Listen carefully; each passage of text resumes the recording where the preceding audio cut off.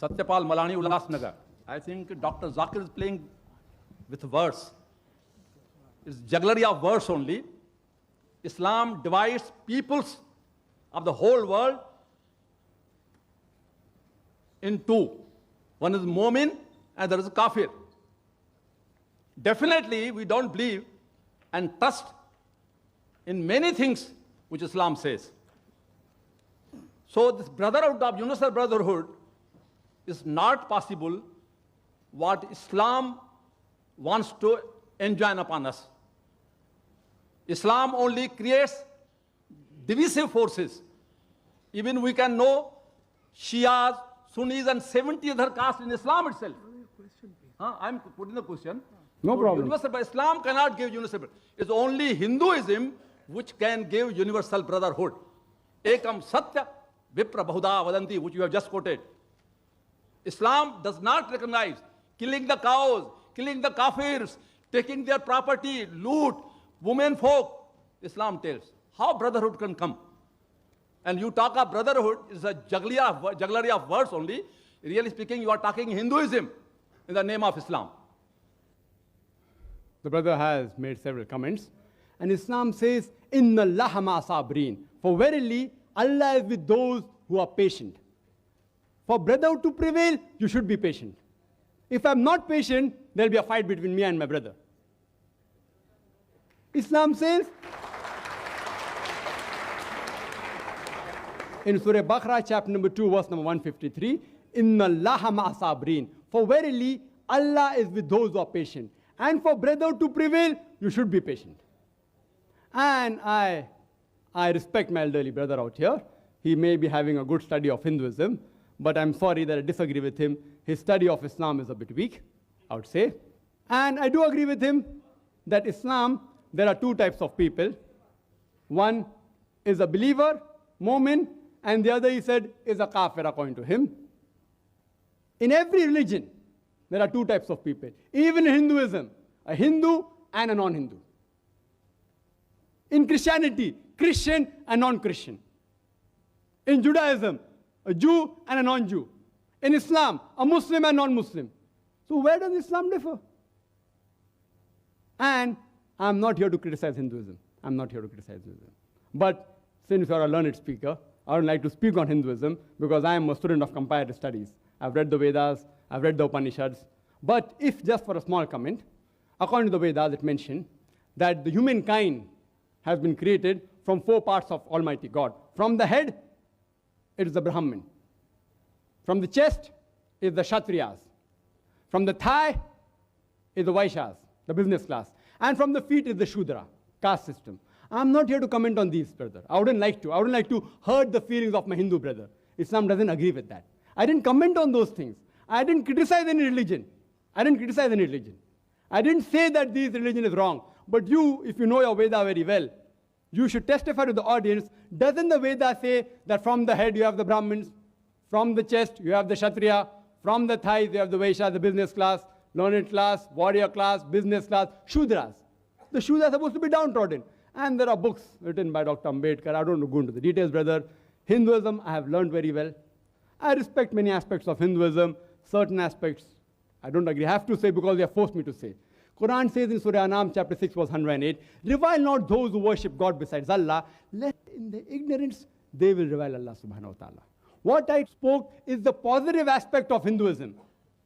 That is, they believe in the concept of one God.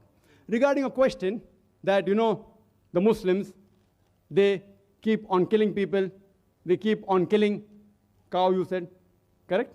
You said that. See, every allegation requires an answer. Time doesn't permit.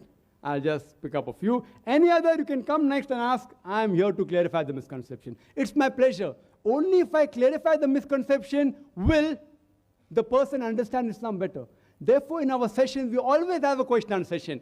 And we welcome. When anyone criticizes us, I love it. Or more a person criticizes and more is logically convinced, will he understand Islam better? That's what I do. Islam said, spread the message of truth. with hikmah. The Quran says in Surah Nahl, chapter 16, verse 125, "Udu ila sabili rabbika bil hikmah wal mawzitil hasna wajadalum billati ahsan." That is, invite all the way of thy Lord with wisdom and beautiful preaching, and argue with them and reason with them in the ways that are best and most gracious. Regarding the concept of can we have non-veg, talking about killing cows, etc. And there are many non-Muslims who say, you know, you Muslims, you all are ruthless people, you all kill animals. Just for your information, brother, a Muslim can be a very good Muslim even by being a pure vegetarian. It's not compulsory that he should have non-veg to be a good Muslim. But since the Quran says in several places, you can have the cattle, why we shouldn't have? The Quran says in Surah Ma'idah, chapter number 5, verse number 1, it says that, Ya ayyuhalladhina amanu, O you believe, fulfill all your obligations, and lawful for you are all four-footed animal with the exception named. Quran says in Surah Nahl, chapter number 16, verse number 5, that Allah has created for you cattle, which are His signs. From it you derive warmth, and there are various benefits in it, and of the meat you can eat. Quran repeats this in Surah Mu'minun, chapter 23, verse 21. You can eat the meat of the cattle. You know, in non-veg, there are doctors available here, even I'm a medical doctor. It's rich in protein. It's rich in iron. And it's very nutritious. In the other food, the level of protein which you get in non-veg, you cannot get in any other vegetarian food. Soya bean, which is supposed to be the best form of protein in vegetable, it comes nowhere close to the non-veg protein. And regarding the concept of killing of cows, if you read the Hindu scriptures, I'm not here to criticize any religion, but brother asked a question, I have to speak the truth. It permits a person to have non-veg. If you read the Hindu scriptures, the sages and sons, they had non-veg. They even had beef. It is later on, due to the influence of the other religions, like Jainism, etc., that people were being influenced in the philosophy of ahimsa, of not to kill animals, that they accepted this philosophy in their way of life. Otherwise, Islam is also for animal rights. I can give a talk only on animal rights. Islam is the religion which says that do not overburden the animals, treat them nicely, give them food. But when required, they are even created for food. If you analyze the other religions which believe in this philosophy, that you should not have non-veg, the philosophy was based on the concept that you should not kill animals because they're living creatures. Therefore, having non-veg is a sin. I do agree with them. If any human being can live in this world without killing a single living creature, I would be the first one. The universal brotherhood in Hinduism is that every living creature is your brother. Every living creature, irrespective whether it's an animal or a bird or an insect. I'm asking a simple question, that how can a person even survive for 5 minutes without killing millions of his brothers? Those who know medical science will understand what I'm saying. That whenever you breathe, there are millions of germs you're inhaling and you're killing. That means in this religion, you're killing your brothers to survive. The universal brotherhood in Islam is every human being is your brother. Brotherhood in faith is every Muslim is a brother. Every living creature is not my brother. But we have to protect the living creature, should not harm them, should not unnecessarily torture them. But when required, you can have them for food. So when the philosophy says that having non-veg is a sin because we kill living creatures, today's science tells us that even the plants have got life. Do you know that? So the logic that killing living creatures is a sin has failed. So now they change the logic and they say that, see, plants have got life, but plants can't feel pain. Therefore, killing the animals is a greater sin as compared to killing plants. Do you know, today science is advanced and we have come to know even the plants can feel pain. The plants can even cry. The plant even feel happy. So the logic that plants cannot feel pain has failed. The cry of the plant cannot be heard by the human ear because the human ear has a frequency of 20 cycles per second to 20,000 cycles per second. Anything between this, the human ear can hear. Anything below or above, the human ear can't hear. For example, if a master blows a dog whistle, you know the dog whistle, it's called a silent dog whistle. It blows the whistle, which has a frequency of above 20,000 cycles and below 40,000 cycles per second. The dog can hear up to 40,000 cycles per second. So when the master blows the whistle, the dog hears the whistle, but the human being don't hear. It's called as the silent dog whistle. Similarly, the cry giving out the plant cannot be heard by the human being, but they also cry. They also feel pain. There was a brother of ours who argued with Maximum, and he told me that, Brother Zakir, I agree with you that the plants have got life, they can feel pain, but you know, the plants have got 2 senses less. They only have 3 senses. The animals have got 5 senses. Therefore, killing an animal is a greater sin as compared to killing a plant. So I told him, brother, suppose you have a younger brother who is born deaf and dumb, 2 senses less. After he grows up, if someone goes and kills him, will you tell the judge, oh, my Lord, give the murderer less punishment because my brother had 2 senses less? Will you say that? You will say, my Lord, give him double punishment because he killed a person who was innocent. So in Islam, the logic doesn't work like that, 2 senses or 3 senses.